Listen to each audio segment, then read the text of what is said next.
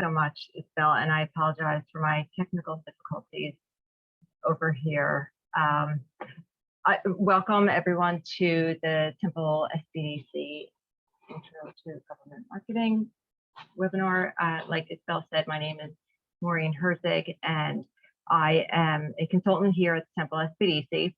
I work with clients that are interested in doing business with federal, state, local government agencies, also large corporations with supplier diversity programs, as well as government prime contractors. So what that looks like in terms of the work that we do is a lot of educating clients on how to get through the process, what procurement's all about, if their business is ready for procurement, if so, what government or corporate market makes the most sense for that client, and then how to get moving in that direction.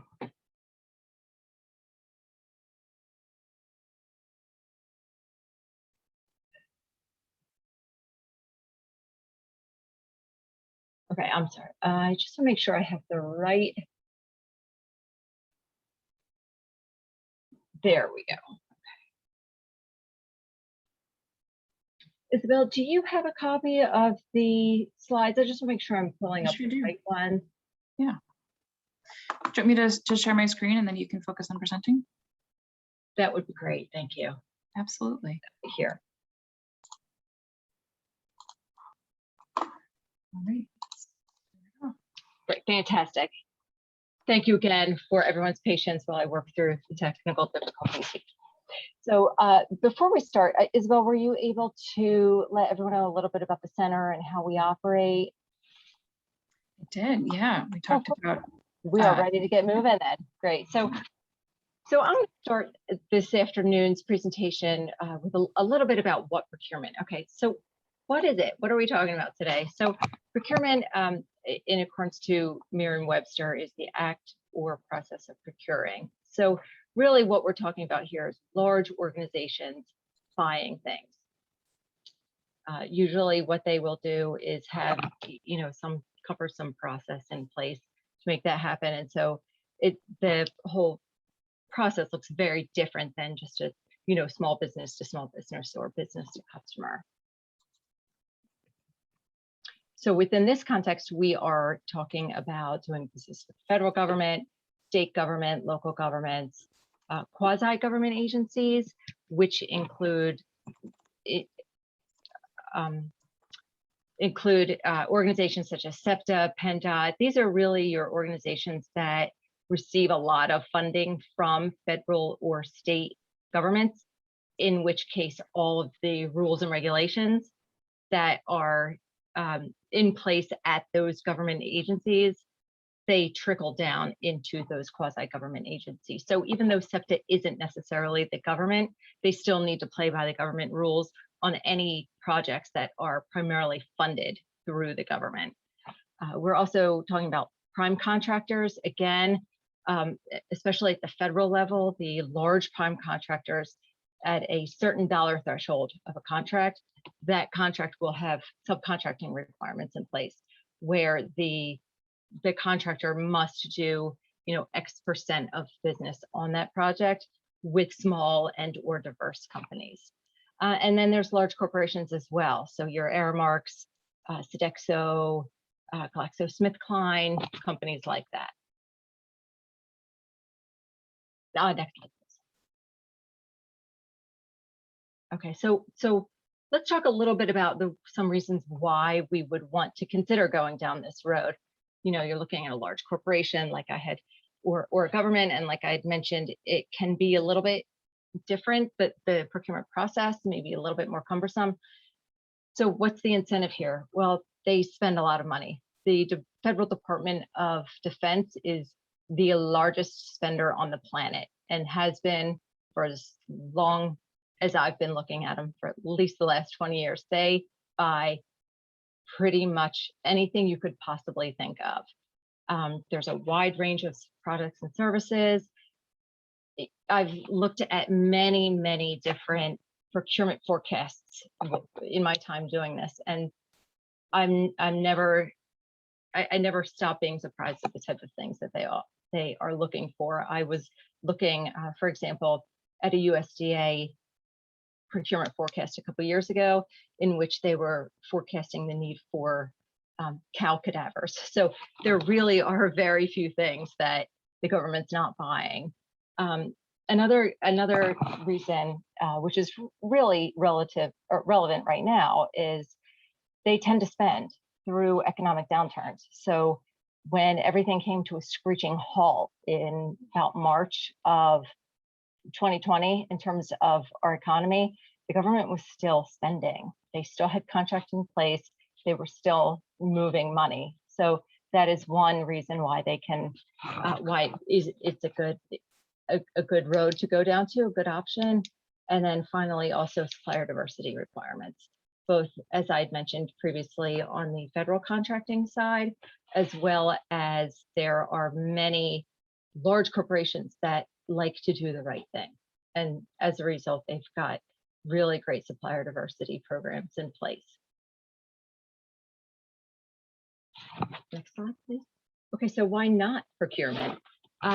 Again, the process is completely different. There can be a steep learning curve. It can be difficult to work with.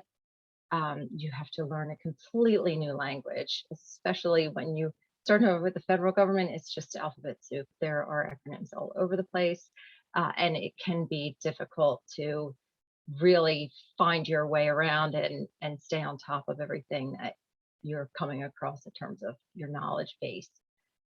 It can take a long time. A lot of companies have come to me in my time doing this, looking at government as an opportunity to save their failing business. That won't happen. This process takes a long time to learn. It takes a lot of research, a lot of building relationships, and that takes time. So patience is absolutely a virtue in this. Also, a downside of government procurement in particular is that their contracts typically have a clause that they can terminate at their own convenience. And what that means is if spending initiatives change for any reason overnight, your contract can disappear with no negative consequences for the government at all. And so that's something that you really need to consider in terms of protecting your business. And then also the longer payment cycles. Philadelphia tends to pay a lot slower than a lot of other agencies do. It's no secret that they are on a longer payment term. And then also, if you are a subcontractor, oftentimes you will not get paid until the prime contractor gets paid. You know, the terms may be 30 days after that prime contractor gets paid. So if that prime contractor is on a net 45 and you're on a net 30, you're looking at a long turnaround time to actually receive payment. Next slide.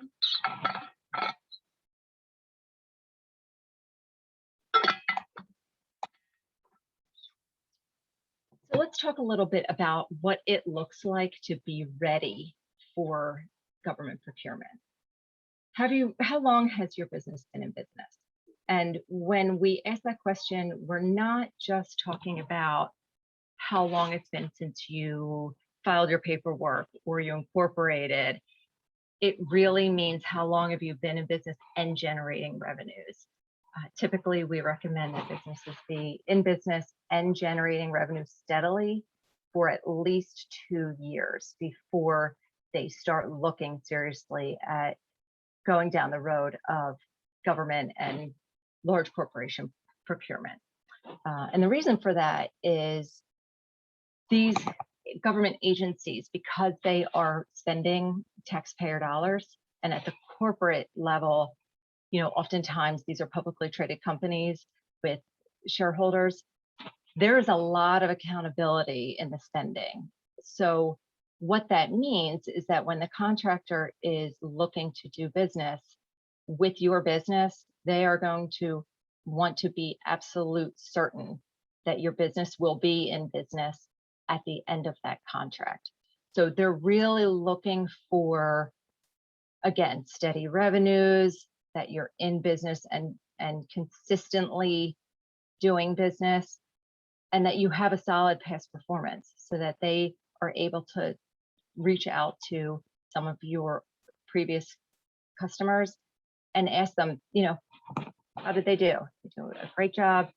Were they a little bit slow on the delivery? There's so much accountability, and in particular with government, everything that they do, there's so much transparency that they have to put themselves in a situation where the contract is going to be successful. And that is one of the reasons why they're looking for this type of past performance. And then another issue is, you know, is this your time well spent? You know, if you are very new in business and you're very inconsistently generating revenues, it makes more sense for you to keep down that path of your commercial customer base and building those revenues, because that typically is going to happen much faster than climbing up the mountain of government procurement. Next slide.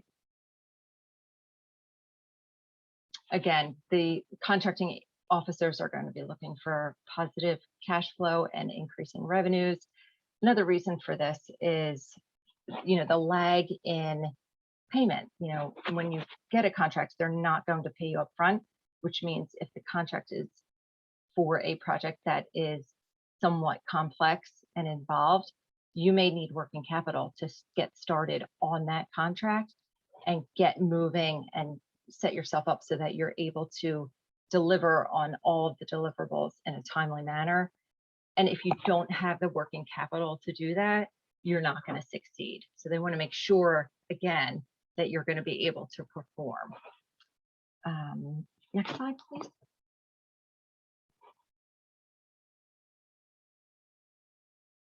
And this is more, you know, more of the topic that we just discussed on the last slide, access to capital. You know, do you have a line of credit? Are you able to access that capital should you need a cash infusion to get started on the project? Just another reason why they're really looking for strong financial situation for your business. Next slide. Oh, this is a big one, especially when you are talking about the city of Philadelphia. Is your office in order? Okay, and what that means is, are you late on or past due on any taxes? If you have outstanding taxes, particularly in the city of Philadelphia, get that squared away first. At the federal level in particular, past due on child support, past due on student loans, all of these things can really trip you up. And when you have these things, you know, some unresolved issues going on, your time again is going to be much better spent getting all of these things cleared up. One, just to kind of put that behind you, but then also as you're moving forward and you know you have your eye on this great contract, you don't want something like that to trip you up and you know get you into a situation where you spend all this time getting the proposal together only to find out that you're past due on taxes and they can't help you. Is your accounting in order? This is a huge one as well. I can't tell you how many times people have in conversation I've talked with people and they're basically accounting everything on napkins and a shoebox of receipts. That doesn't go well in an audit, you know, especially any publicly funded contract is subject to audit. And even the best audit is not fun. So you want to make sure that all of your accounting is in order, that when you do finish a project for a government contract, you're able to very clearly show the flow of money in and out and what the project cost you and that what you're charging them is accurate. So this I can't stress enough, especially if you're in the beginning stages of your business. It really does pay to get all of those things in order. The earlier, the better, because once your business is larger, bringing in more money, and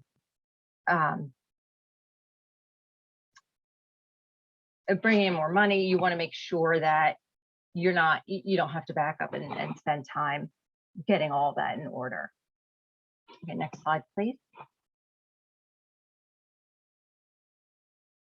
And do your systems allow for special invoicing? Oftentimes the government is a stickler. They want what they want, how they want it, and what you need to do is be sure that you're able to, from an administrative standpoint, make sure that you get them what they need, how they need it, and when they need it. Because really you are in the business of getting paid. And so you don't want to put anything in there to delay. And then also change orders, are you able to react to changes, things like that. Next slide.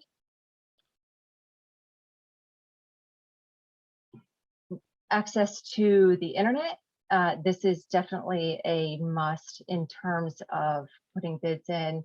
Many of the procurement processes at the federal and local and state government levels, as well as many corporations, everything is really done electronically. So you're accessing the bid online, you're submitting the bid online.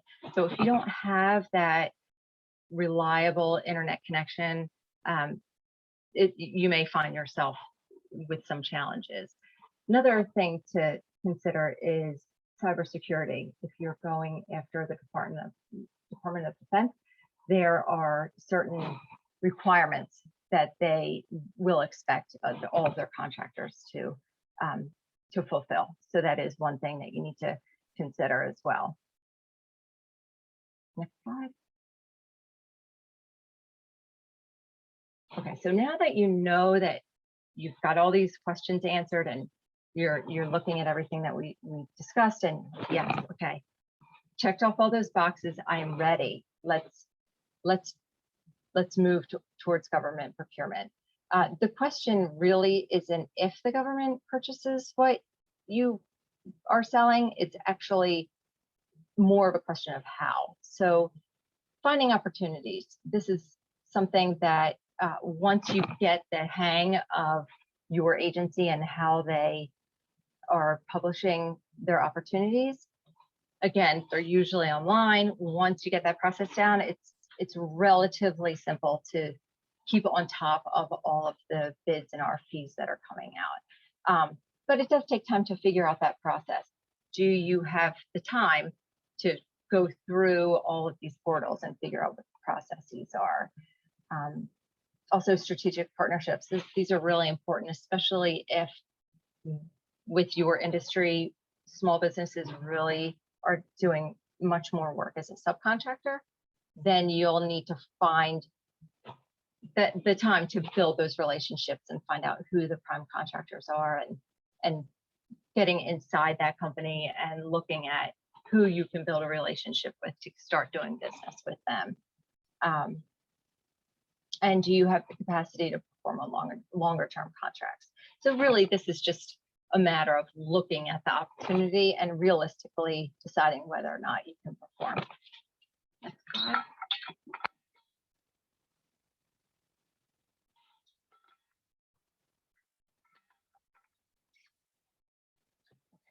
And another topic that comes up time and time again with procurement is the certifications.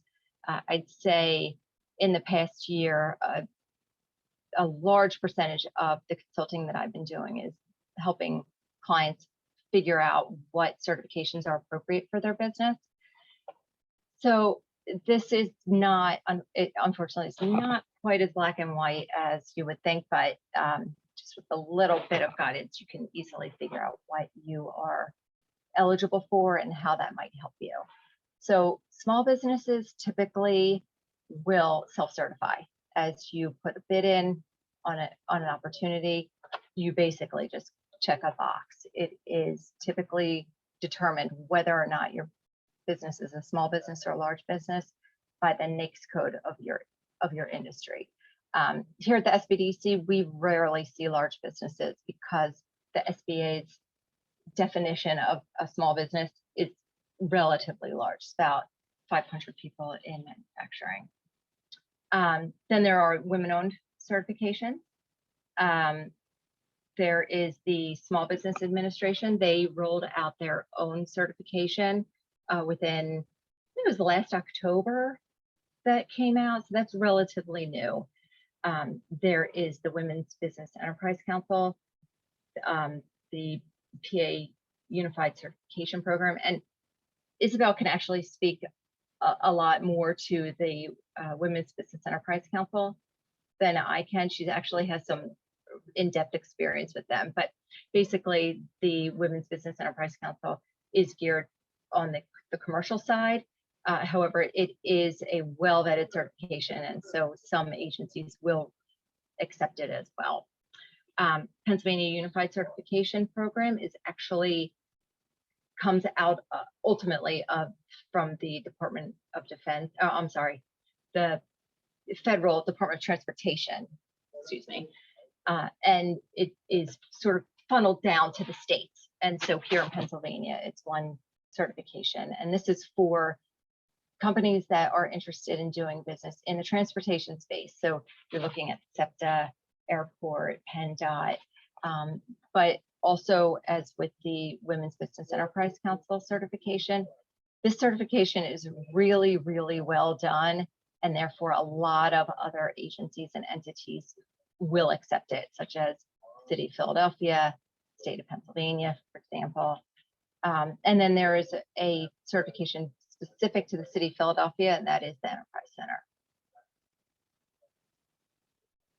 Then there are the minority-owned certifications as well, either through the Eastern Minority Supplier Development Council or the Enterprise Council as well, or the Enterprise Center. Again, just like the other certifications that we discussed, these certifications are really well recognized.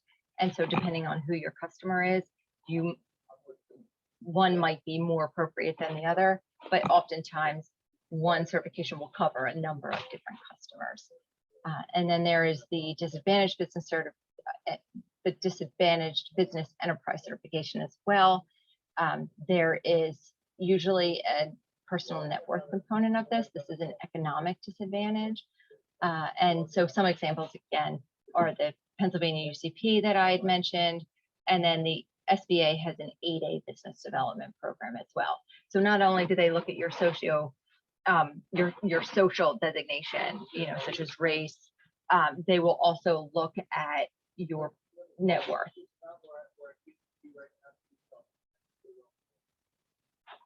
Certification is absolutely a marketing tool. When you're looking at the government and large corporations and doing business with them, it really does help to have any tool in your back pocket that you could possibly use.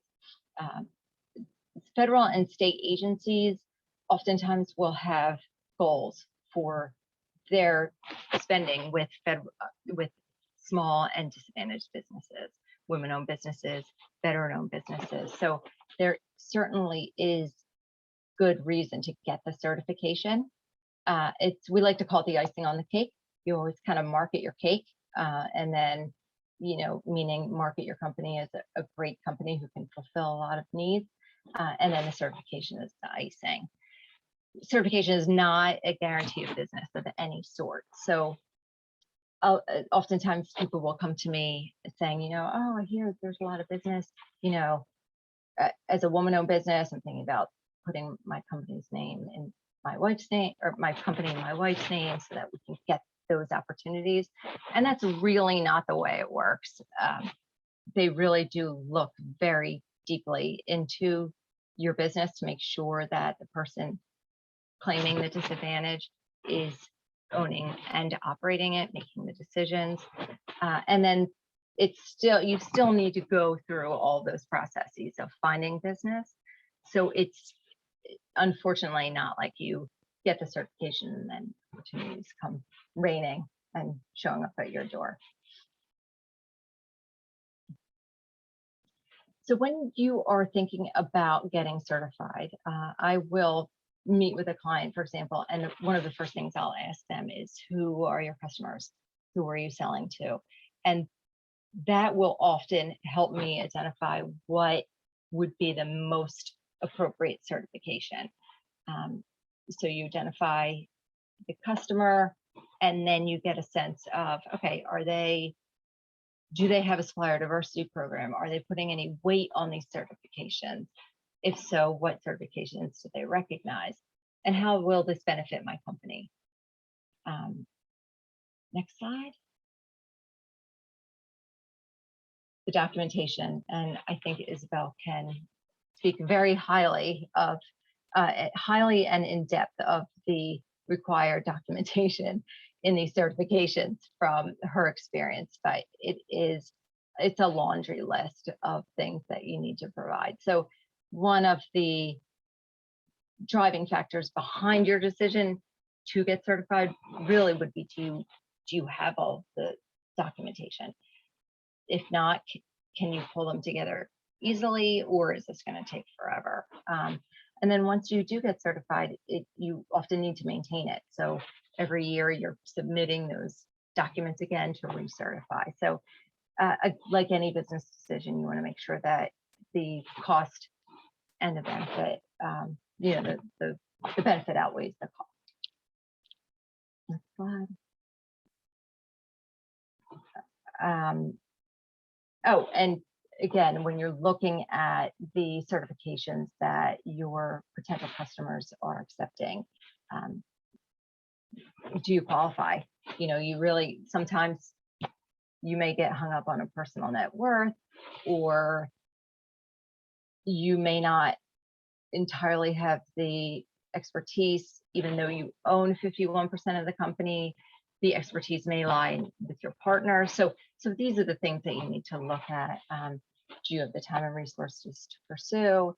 And really, is this time well spent? So once you get an idea of who the customers are and what they're accepting and what certification could mean for you, then you can decide, okay, is this worth my time, or am I better off, looking at other activities that will more easily impact my revenues.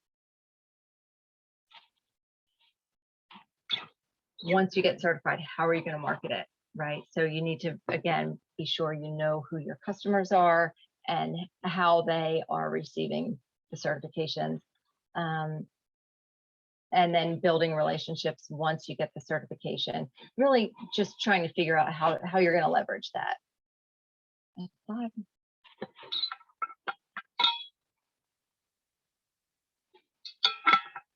Okay, so once you, again, check off all those boxes and you do feel that you are ready to diversify your client base and start looking at procurement, this is oftentimes the first question, that small businesses find themselves asking, where do I start? Like, that every government is buying things separately and differently. I don't even know where to start.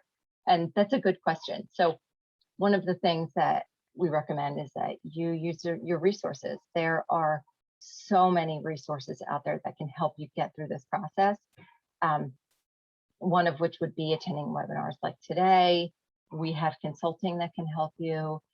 We can help you learn how to do your market research to quickly identify where your market would be. And then from there, getting you in touch with the offices that will help you make those connections on the inside. And then also visit your agency procurement sites. So each agency, within the federal government as well as state, local, everyone has some sort of website where they're doing all of their procurement. Some of those sites will have a quick handbook to say, this is how we do business. These are, contracts up to $10,000 are handled in this manner. Anything over 50,000 are handled in this manner. So really, a lot of that information can give you a good idea of how that particular agency is doing business.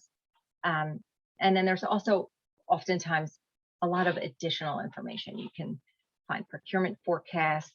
You can find the actual bids there. You can find if they have an office of small business. that is able to help small businesses get through that whole process, that information is often there as well. So there's a lot of information publicly available that's really easy to find. So just like any customer, what you'd want to do is really start looking at that customer and getting to know them. One thing Isabel and I talked about this morning that we thought was really, really important to bring up is that you just be aware that there are so many companies out there that talk a great game, that say, you know, we're gonna, if you charge us this, we're gonna guarantee you that contract. Or, you know, if you give us this, we will get you registered into all of the databases. I'd say 99% of the time, what they're offering you can do for free. And if you need help getting through that process, you can come to the SBDC, and if for whatever reason we are unable to help you, we usually know someone who can. So there really is no reason right out of the gate to start shelling out any money. I always tell people, you know, please don't hesitate to contact me before you spend any money, because we like free. So it really is. It really is worth a couple minutes just to drop us an email to get you the resources that you need. Next slide. Okay, so the really, really nice thing about government procurement in particular is the amount of public information that is available. It's unbelievable what you can find. Each level of government is going to be a little bit different in terms of the information that you can find. Some are easier than others, but there's so much information out there. It's really just a matter of finding it. So there are some really great guides at the federal level. The link here is to the Small Business Administration's website, and they actually have a contracting guide for small business. And what it does is link by link, it really gives you a great organized way of going through the whole process. Any registrations that you might need, it gives you information on, you know, it actually touches a lot on all of the readiness that we talked about today, but then it also will give you information on how to do your research. Commonwealth of Pennsylvania has a great handbook. It's basically called Doing Business with the Commonwealth of Pennsylvania, and that's available right up on their website, and it gives you a really, really good start to understanding how the Commonwealth is doing business, what the rules and regulations are, and that'll give you an idea of what the people on the other side, the contracting officers, what they have to do to be able to do business. So it's a really, really good resource to kind of peek into that whole process. And then the city of Philadelphia has the procurement website as well, where it's pretty well detailed, you know, for professional services, you know, come over here. For products, and you know, products, they're bought over through this link. The airport, you come over here. So it's a really, really great way to kind of get to know the agency as well.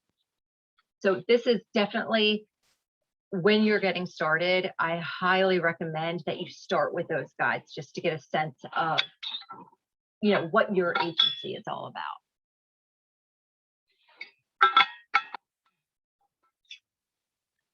So the federal government is fantastic at putting on the internet all of their spending. It is amazing the amount of data that you can find.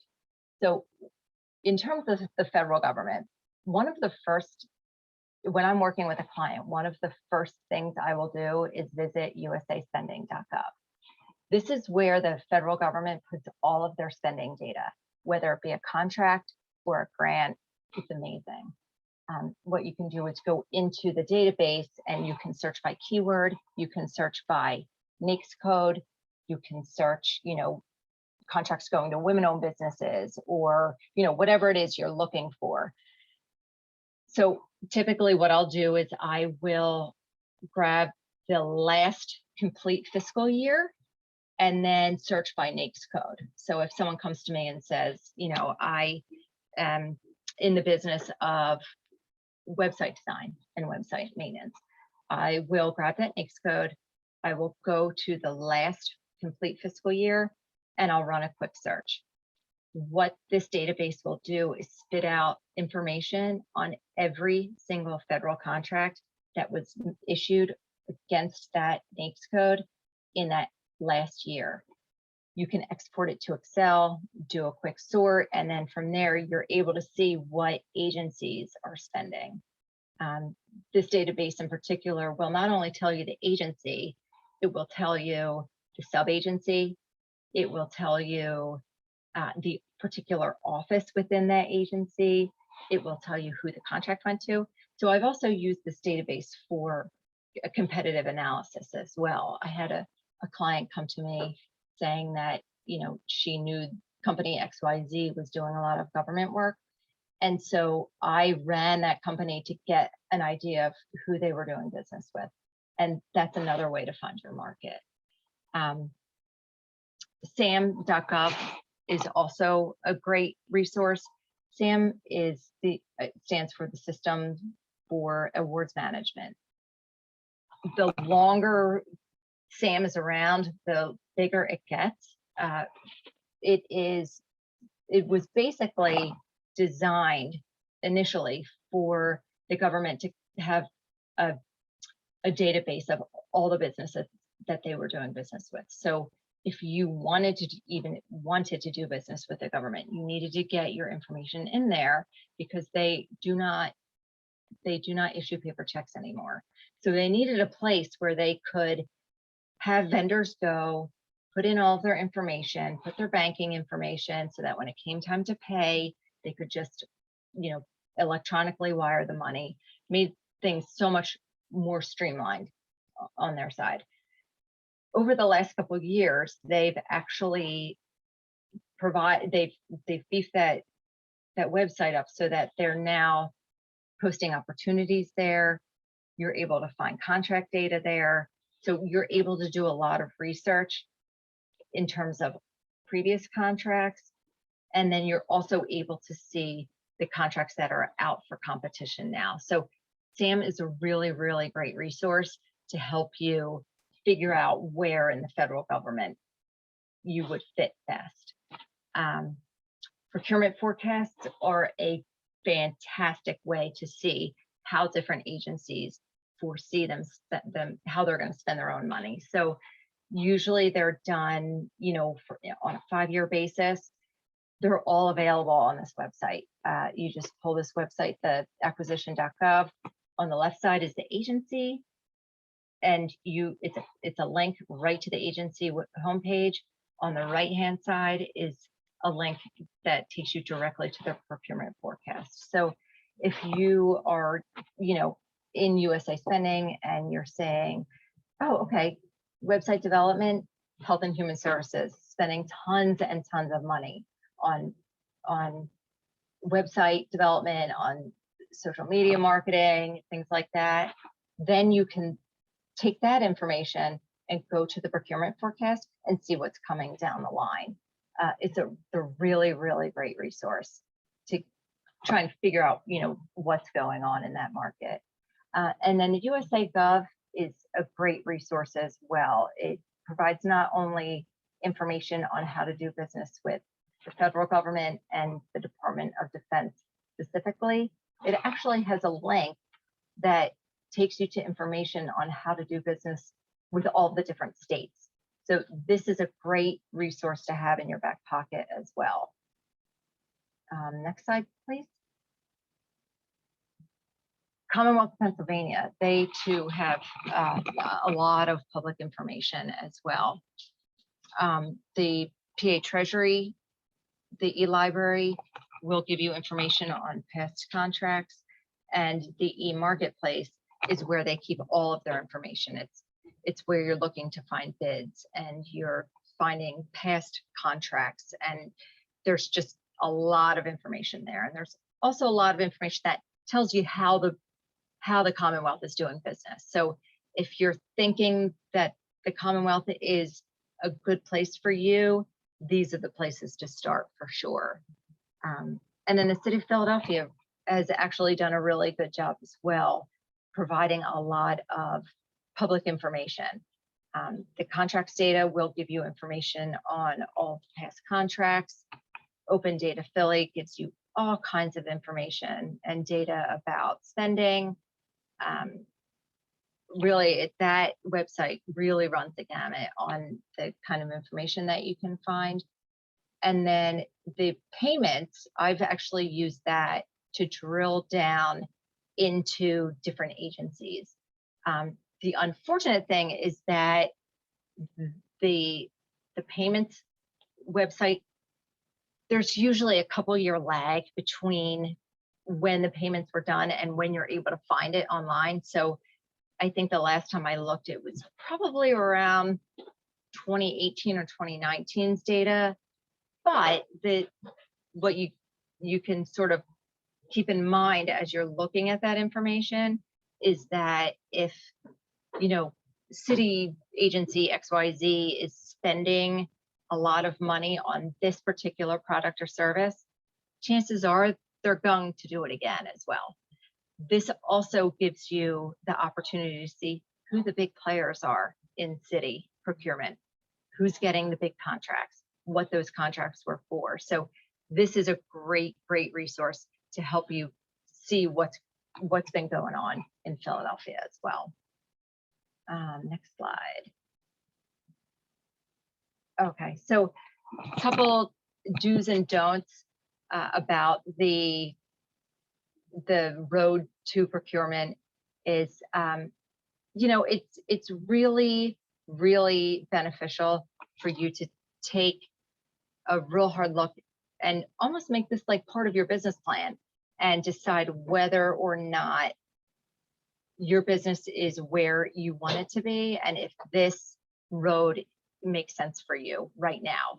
And if it doesn't, oftentimes I will work with clients to, even if they are not quite ready, it's never too early to start looking at that market. So even if you're just starting out, but you know that you're interested in eventually doing business with the government, what I recommend is that you do your research and your homework and you make that part of your business plan. And so as you're building your business, you're just keep looking down the road with, you know, government procurement somewhere down there, but it's always in your sight.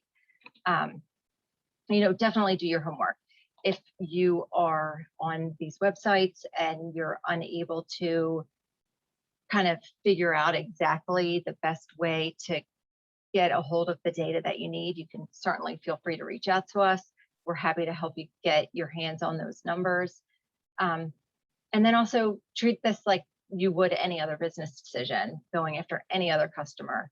What's your cost benefit analysis? You know, if you know that the government is spending, you know, just large amounts of money on what it is you're providing, and it does appear to be a viable market for you, then it looks like your benefit is going to outweigh your cost. So just like any other business decision, you just want to make sure that it's the right time and that it's time well spent, because we only have 24 hours each day, and you want to make sure, especially when you're busy running and building your business, you want to make sure that every minute that you're spending makes the most sense.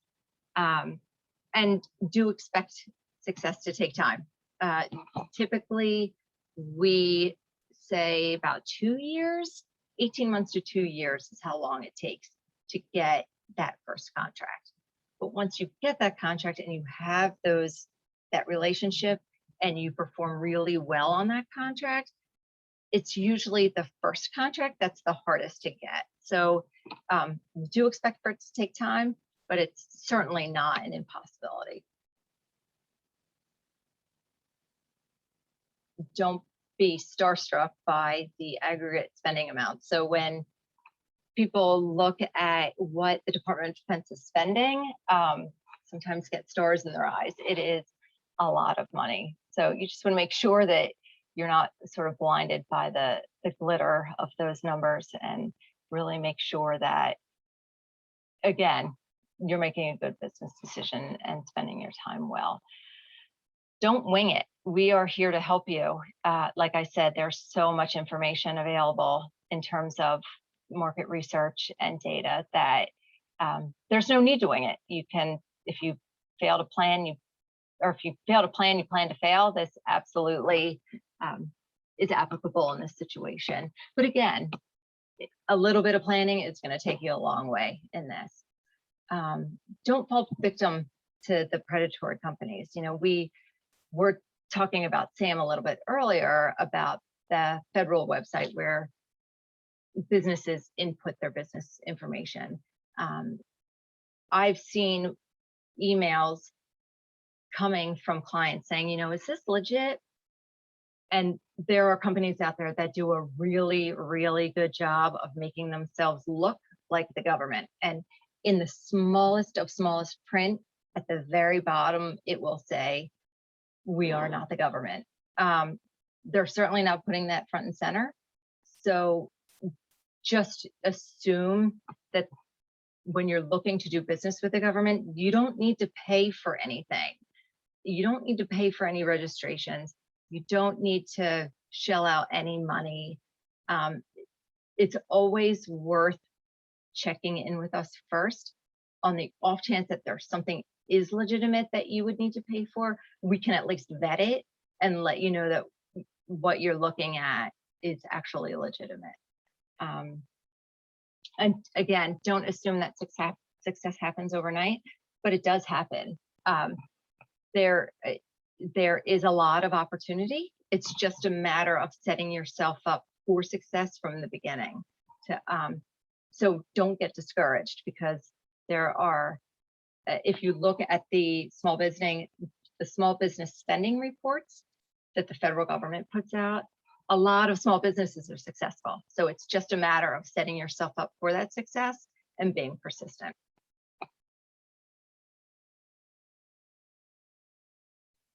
If you find that you are not quite ready, that maybe perhaps there was something in the beginning that we were discussing that in your business isn't entirely in place, for example, you know, your books, maybe your accounting isn't quite where you want it, or maybe your website or your like your IT setup isn't as far along as you might need it to be, reach out to us. At the SBDC, we have a full range of consultants that can help with all different kinds of issues that may need to be addressed. And we do work with a lot of clients that can come in saying, you know, my ultimate goal is to do business with the government, and I just know that I'm not ready there. I need to get this particular issue squared away first, and then start moving towards there. So what we can do is work with you to kind of look at your market while you're getting yourself ready, and do those two things in parallel. Don't hesitate to reach out to us to get yourself with an individual consulting session to get you through those issues that you might need to be resolved.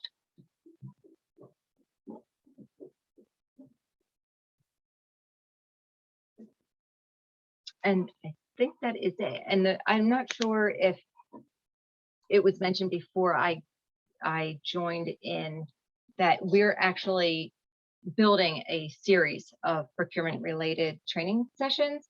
And so we would really appreciate any ideas that you have, if you could throw them in the chat. If there's any sort of topic procurement related that you feel that you would enjoy or benefit from a webinar, please don't hesitate to include that in the chat.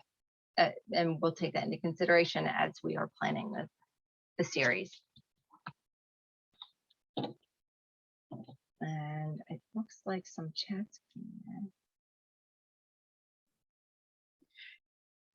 in. Yeah, we did have a couple of questions that came in, Maureen, while you were presenting. And one was about, do you need to have a GSA contract or other government contract in place to do business with the government? And generally, I believe you know, there are going to be contracts of some sort involved. A General Services Administration schedule is a fairly specific way to sell to the federal government, which is not, you don't have to have a GSA schedule. But I think that you answered kind of the more general question behind that, which is how do you approach, like what do you need to have in place to work with the government? If there are other questions, or Maureen, if you have more to add to that, please do feel free. I do. What I have found is that with government procurement, it really differs vastly from industry to industry. So there are some industries for which, if you were looking to do business with the federal government, a GSA schedule would be more applicable than other industries, but it's definitely not something that is required at all. In fact, the GSA schedules are quite involved, and once you have the contract, you still need to market it. So what I prefer before someone goes down that road is that we take the time to do the market research and make sure that the GSA schedule really is the right way to go, because there are a lot of terms and conditions that might be difficult for small business to fulfill. For example, you need to generate $25,000 in the first 2 years on that contract and $25,000 a year on that contract every year after, in order to maintain the contract. And for some small businesses, that is a tall order. So depending on what the industry is, it might not even be applicable at all. So those are the kinds of things that you definitely want to talk about and research and think about before you get into the GSA schedule contracts. But to my original point, all of the way the government contracts are put in place really differs from industry to industry. So it's worth taking a couple minutes to figure that out first. And while everyone posts more questions and topics for the series into the Q&A or into the chat, I'm going to share a link to a 30-second survey about today's webinar. We really value your feedback. Like Maureen said, we're building a series around procurement, so we'd love to know how we did in this first session. But we also, this is required by our funders, right? The Small Business Administration. And so you're helping us also to continue offering no-cost webinars. So I've got the link. I just shared it into the chat. So please do feel free to share other questions, but I just wanted to make sure that that got put in there before everybody goes off onto the rest of your evening. Maureen, one other question here, or maybe this is an idea for a future webinar, but to talk about the pros and cons of contracts versus grants and nonprofit versus small business proposals. So those are two very, very different worlds. In fact, I am much more versed in the contracting side than I am the grant side, in especially with federal government. So I think in order to really better answer that, I would need to have a little bit more information on what types of grants. Federally speaking, small business grants are few and far between, unless you are looking at something like the Small Business Innovation Research Grant, which we actually have someone else on staff who works much more closely with those. But that is I think that would be a good training session to try and figure out, you know, the difference between the two, because they're just two completely different worlds. Yeah, and I would encourage, if just to the person who asked that question, if you have kind of a big picture vision for where you want, what the service that you want your business to provide, and you think that government procurement might be a part of that, but you're not sure if that's going to be a nonprofit or a small business, that might be a good conversation to have, you know, with a person, with somebody from the SBDC. So, you know, SBDC offers training webinars like these, we also offer consulting. Generally speaking, consulting is, more for folks who are kind of in the planning process, who are in the startup mode, who are operating a business. But I think that some of the questions that are being asked, which are maybe a little bit more specific to a situation, every case is different, and especially in federal and government contracting, when there's hundreds and hundreds, there's like hundreds of federal agencies before you even get into all the state and local. And so I think, like Maureen said in the slideshow, it's not a question of whether the government buys the product or service that your business sells. It's a question of how they're buying it. And that's where all those market research goodies that we shared earlier in the presentation can be really valuable, and learning how that's happening. And one thing that I didn't mention is that oftentimes in the procurement portals for each of the different agencies or levels of government, as you register in those portals, you're often able to set yourself up for an automated search, so that if they have a contract that has, NAICS code 1, 2, 3, 4, 5 on that paperwork, and you are registered to receive notifications on that NAICS code, they will often send you information on that automatically. So there are some ways that you can sort of reactively look at opportunities as well. I'm not seeing any other questions coming through in the Q&A or in the chat. Okay. Are there any others? Lloyd, I do see your comment about painting such a doom and gloom picture here. That was not my intention at all, but I do think it's really important that small businesses really understand what the expectations are and where the business needs to be in order to be successful, because it is a time-consuming process. And so what we're trying to do is save people time and make sure that they're moving their business in the right direction at the right time. So that was not my intention at all.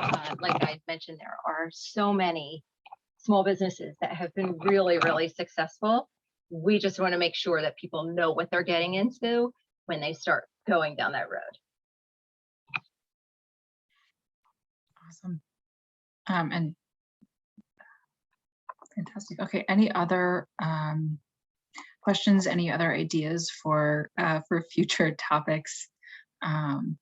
Definitely feel free to share them in the chat. But it is 5 o'clock, or a little past 5. So I'm going to go ahead and stop the recording.